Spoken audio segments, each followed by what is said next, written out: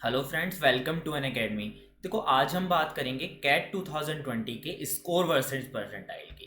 देखो, बच्चों का क्या होता है, जब भी टारगेट सेट करना होता है ना, तो बच्चे परसेंटाइल के टर्म में करते हैं। मान लीजिए मुझे 99 परसेंटाइल लानी है या मुझे 95 परसेंटाइल लानी है, बट मॉक्स में तो आपका स्कोर आता है ना।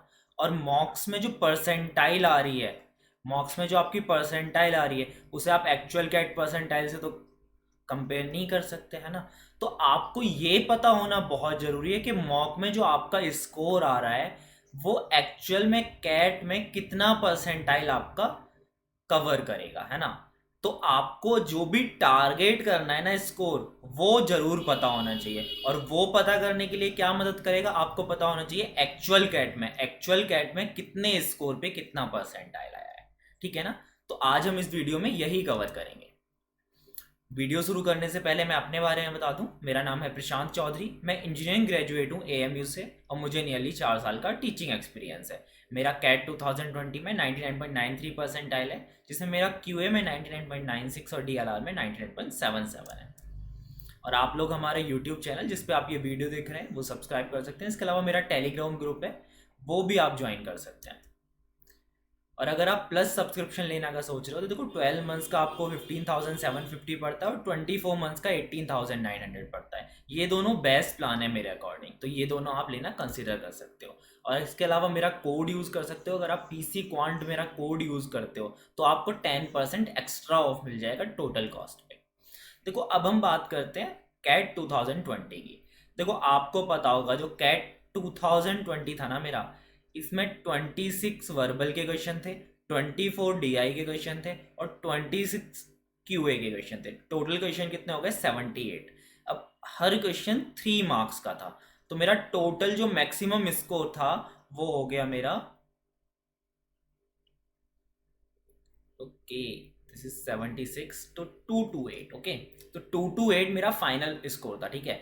अभी देखो, हम बात करते हैं ये रियल स्कोर्स है ना कैंडिडेट्स के, अलग अलग रेंज में मैंने लिए हैं। देखो, जिस कैंडिडेट के 54 परसेंटाइल था ना, उसका स्कोर केवल 40 था। 228 में से 40, अभी लग रहा होगा बहुत आसान है ना, तो 54 परसेंटाइल था। ठीक है। नेक्स्ट 74 परसेंटाइल की बात करूं तो केवल 42, मतलब कितने मार्क्स का डिफरेंस आया? केवल 2 पॉइंट समथिंग, मतलब 2.5 नियरली। और परसेंटाइल में कितना डिफरेंस आया? परसेंटाइल में डिफरेंस आया मेजर, 20 परसेंटाइल का डिफरेंस। अगेन देखो, 10 मार्क्स बढ़े, यहाँ पे 10 परसेंटाइल बढ़ी। अगेन देखो, ज़्यादातर बच्चों का ख्वाब होता है 90 परसेंटाइल प्लस लाना, है ना। 90 परसेंटाइल प्लस 94.5 जिन लोगों का टारगेट है उनके लिए देखिए, इस बार स्कोर लाना था आपको 73.45, है ना। और ये कैसे हो पाया? देखो, यहाँ पे आप कैंडिडेट के स्कोर देखो तो क्यूए में अच्छा है उनका, वर्बल बहुत उतना अच्छा स्कोर नहीं है ना, और डी आई एल आर ओ क्वांट में अच्छा है। मतलब कि दो सब्जेक्ट आपके अच्छे हैं जिसमें आप 90 परसेंटाइल, एक में प्लस है, एक में नियरली 90 परसेंटाइल, तो आपका 95 के करीब आ सकता है ना। बाकी आप कैंडिडेट्स का स्कोर देखेंगे, जो भी आपका आपका 96 अगर आपका लाने का एम है तो आप उसके अकॉर्डिंग देख सकते हैं। 97 पे देखो। अब अगेन बच्चों का कुछ का रहता है 99 प्लस जाना, तो 99 प्लस जाना है ना आपको, तो 100 प्लस स्कोर में जाना है। 100 प्लस स्कोर में जाना। और ये कैसे हो पाएगा? देखो, कैट में अच्छा स्कोर करने के लिए दो तरीके होते हैं। या तो आपके दो सब्जेक्ट बहुत अच्छे हैं, दो सब्जेक्ट बहुत अच्छे हैं, और तीसरा आपका नॉर्मल है। ठीक है ना।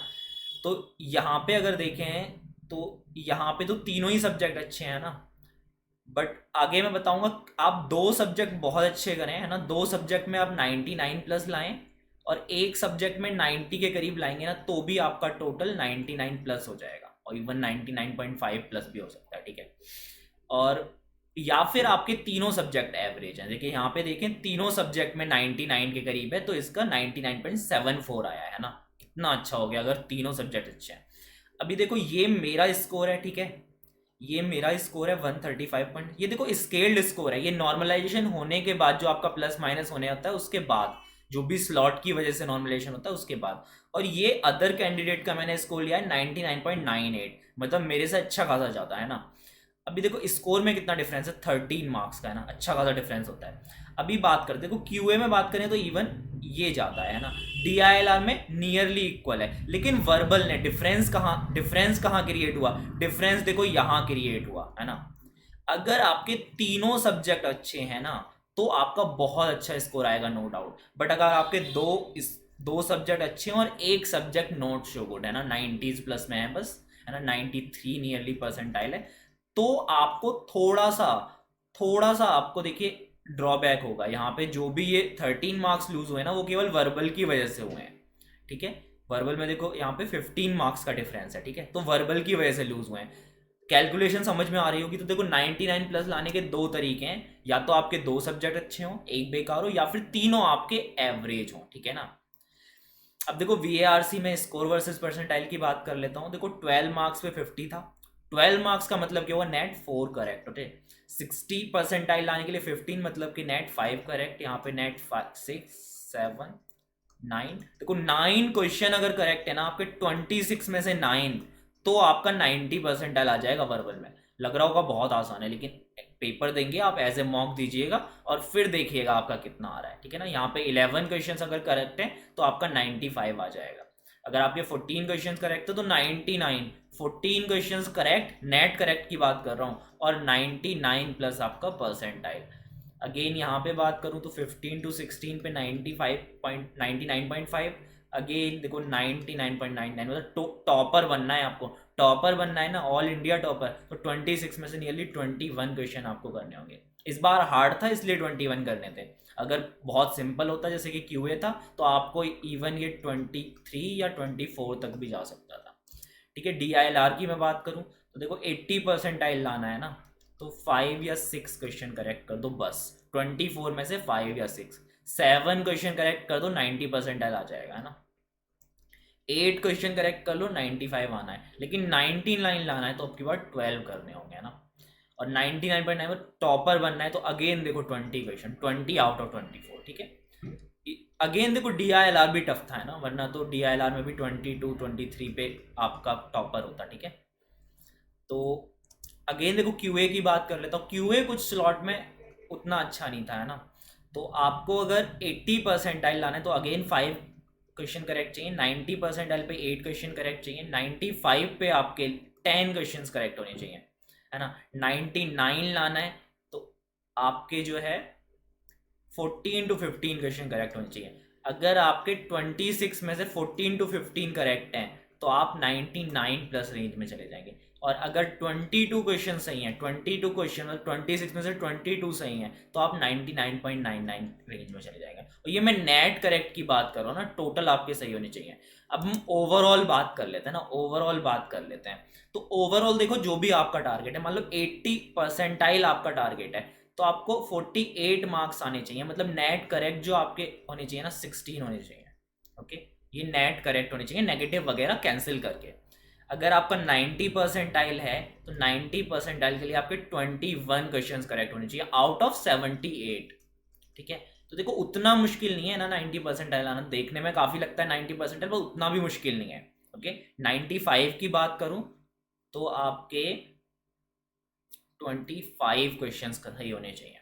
99 की बात करूं तो वही 100 प्लस स्कोर चाहिए, और 100 प्लस स्कोर मतलब कि आपके 34 नियरली, मतलब 34 आउट ऑफ 78, है ना। हाफ से मतलब थोड़ा सा कम, तो आपके कितने आ जाएंगे 90 परसेंटाइल, ठीक है। 99 प्लस, ये आपका था 90 परसेंटाइल के लिए। अगेन आपको 99.5 चाहिए, ठीक है। अपना अपना देखो टारगेट होता है कई सारे जेम्स को, है ना। अगर आप जनरल इंजीनियर मेल हैं तो आपका टारगेट एटलीस्ट 99.5 होना चाहिए, तो ही आप ब्लैक की ये जो IIMs है इसमें आपको एंटर करने का मौका मिलेगा। एटलीस्ट आपको इतना चाहिए, तो आपका टारगेट इतना होना चाहिए, है ना। उसके लिए आपको कितने क्वेश्चन करने होंगे,